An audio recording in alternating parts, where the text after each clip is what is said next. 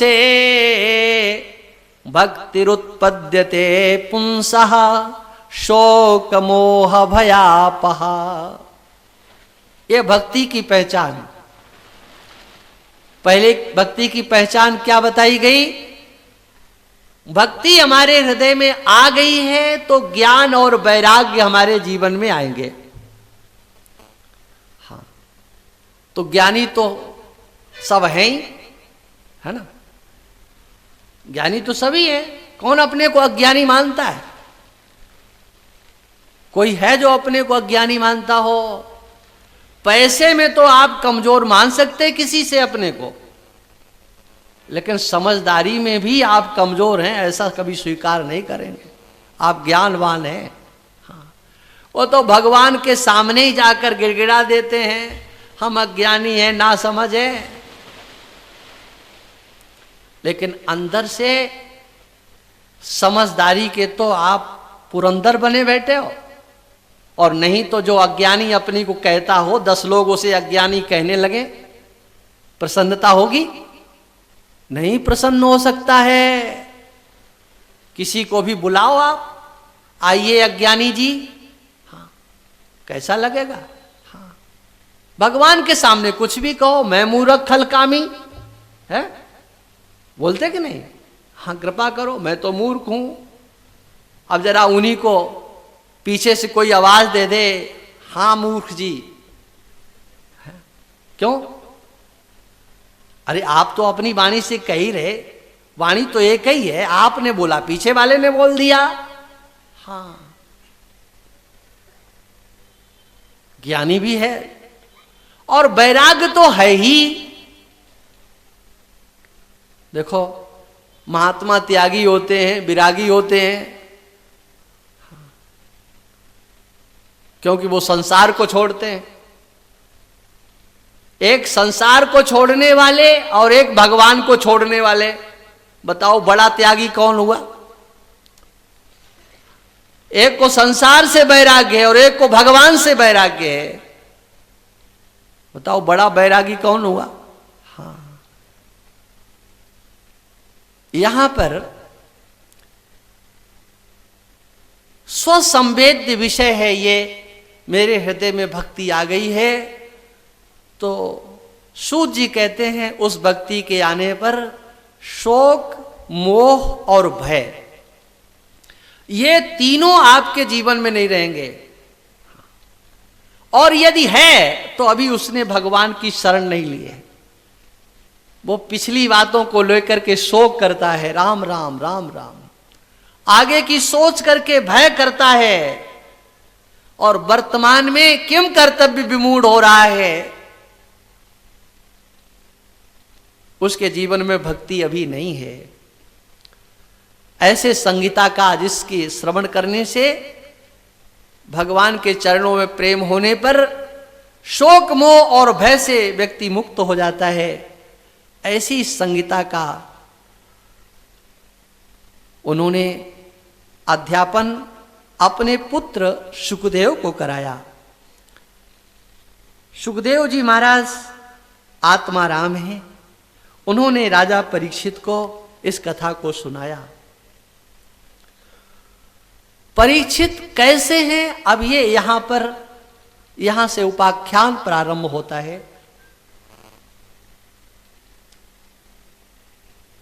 परीक्षित के जन्म और कर्म की कथा ये बताने के लिए कि परीक्षित जिस कुल में जन्म लिए हैं, जो उनकी वंश परंपरा है, उसका संबंध भगवान से कितना है।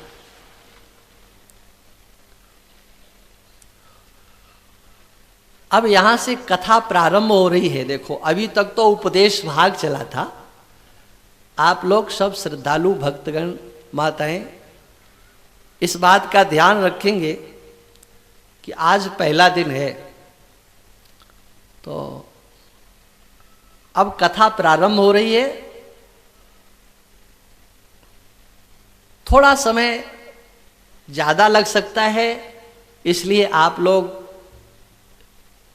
उस प्रतिज्ञा पर नहीं अड़े रहना कि नहीं 5:30 बजे ही कथा बंद हो जाएगी। हाँ, सुखदेव जी के आगमन तक इस कथा को लेकर के चलना है। हम यद्यपि अपनी दृष्टि से बहुत गति से चल रहे हैं, बहुत गति से चल रहे हैं, फिर भी थोड़ा समय लग सकता है। हम जानते हैं आप लोगों को मेहनत पड़ रही होगी बैठने में, है ना? और क्या, मेहनत तो आप ही लोग करते हैं, हम तो खाली कहते ही चले जा रहे हैं। मेहनत सुनने में ज्यादा होती है, कहने में कम होती है, तो आप जानते ही हो। इसलिए आप लोग थोड़ा शांति से सुनेंगे। कथा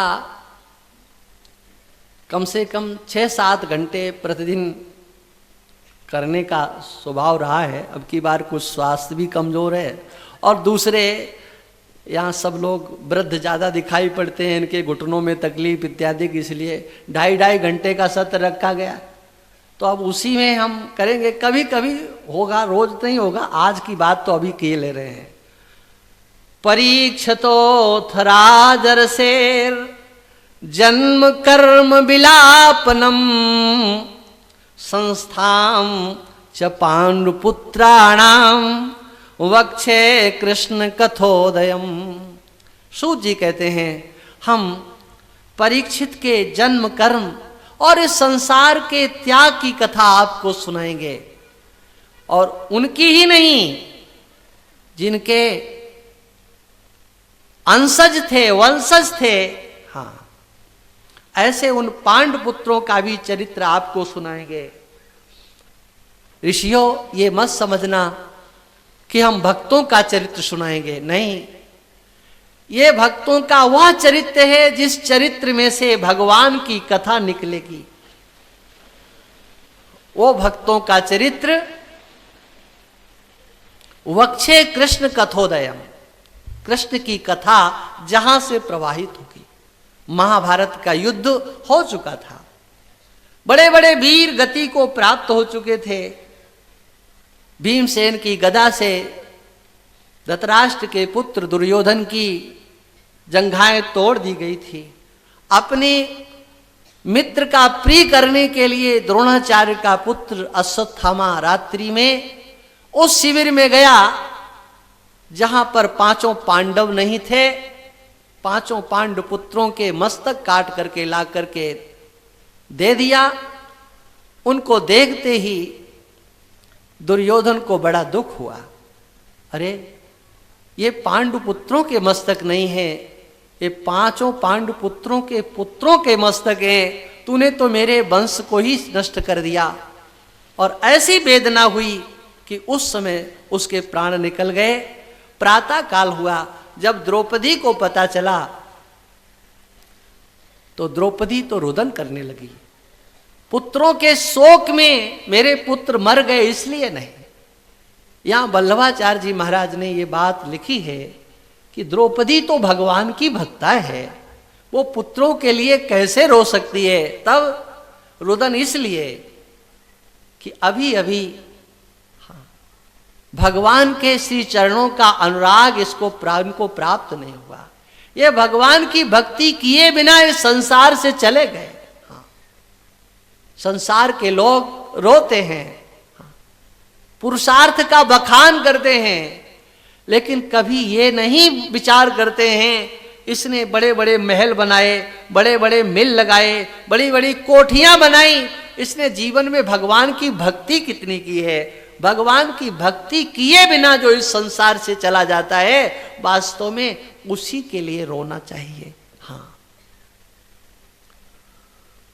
अर्जुन ने आकर के समझाया।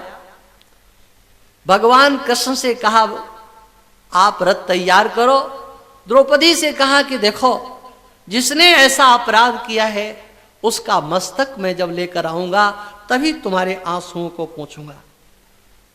अश्वत्थामा भाग रहा था, अर्जुन के रथ ने पीछा किया। अश्वत्थामा ने अर्जुन के ऊपर ब्रह्मास्त्र का प्रयोग कर दिया। आज पहली बार ब्रह्मास्त्र का दर्शन हुआ। आप देखिए, पूरा महाभारत युद्ध हो गया। आप महाभारत पढ़ें, उसमें देखेंगे अर्जुन ने समस्त दिव्यास्त्रों की प्राप्ति की थी इंद्रलोक में, भगवान शिव से पाशुपतास्त्र की प्राप्ति की थी, लेकिन पूरे महाभारत के युद्ध में किसी भी दिव्यास्त्र का प्रयोग अर्जुन ने नहीं किया, किसी दिव्यास्त्र का प्रयोग नहीं किया। अर्जुन के लिए तो दिव्यास्त्रों का प्रयोग किया गया, अश्वत्थामा ने किया, कर्ण ने किया, लेकिन अर्जुन ने कभी दिव्यास्त्रों का प्रयोग नहीं किया। इसलिए उस दिव्यास्त्र को देख करके कहा, भगवान ये क्या है? भगवान ने कहा, देखो ये द्रोण के पुत्र अश्वत्थामा के द्वारा ब्रह्मास्त्र छोड़ा गया है, अब तुम्हें भी ब्रह्मास्त्र का संधान कर देना चाहिए।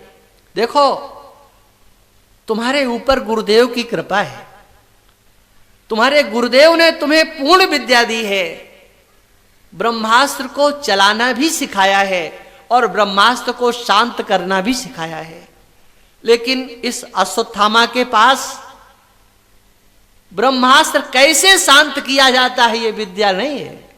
इसलिए तुम गुरुदेव की दी हुई विद्या का प्रयोग करो और ब्रह्मास्त्र के ऊपर ब्रह्मास्त्र का प्रयोग करके फिर दोनों को शांत कर दो। और वही अर्जुन ने किया। उसके बाद अश्वत्थामा को पकड़ लिया, पकड़ करके बांध करके रथ में डाला। भगवान ने कहा, अरे ये क्या कर रहे हो?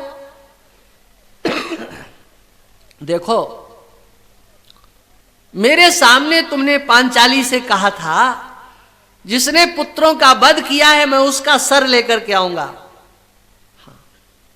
इसका मस्तक काटो। अर्जुन ने भगवान के वचनों को सुन लिया, लेकिन भगवान की आज्ञा का पालन नहीं किया। क्यों? सूत जी कहते हैं, एवं परीक्षिता धर्मम, परीक्षा ले रहे थे भगवान अर्जुन के धर्म की। उस बंधे हुए अश्वत्थामा को लेकर के जब शिविर में पहुंचे, अश्वत्थामा को देखा तो द्रौपदी जाकर के सबसे पहले अश्वत्थामा के चरणों में प्रणाम करती है। यह है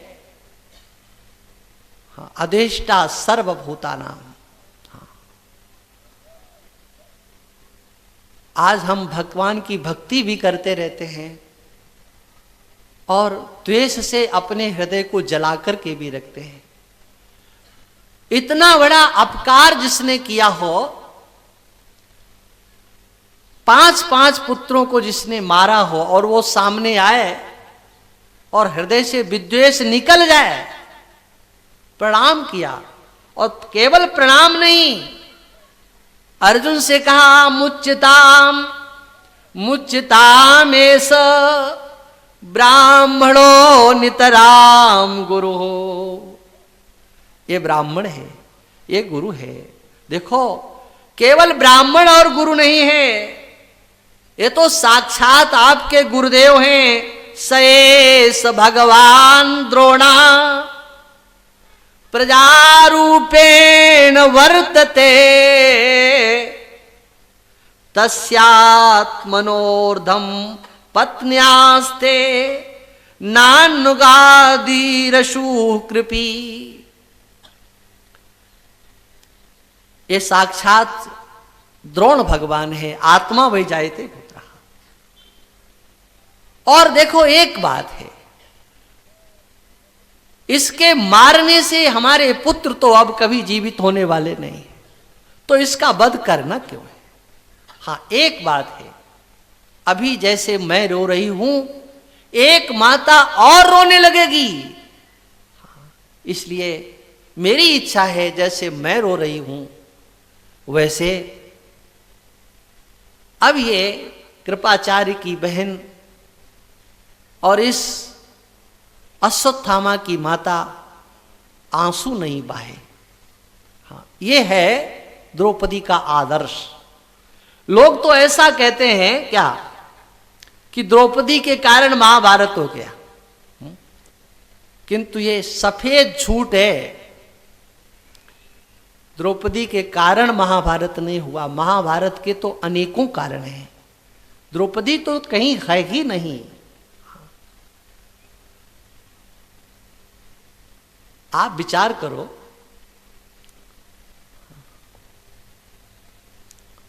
लाक्षागृह में आग लगाई गई थी, उस समय द्रौपदी थी क्या?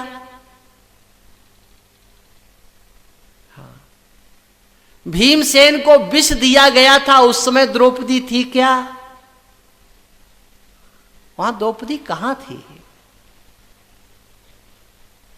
ये तो महाभारत की कथा जो लोग सुनते और पढ़ते नहीं हैं, इसी प्रकार की भाषाएं बोलते हैं द्रौपदी के कारण। अरे द्रौपदी जैसी पात्रा, वो देवी भारत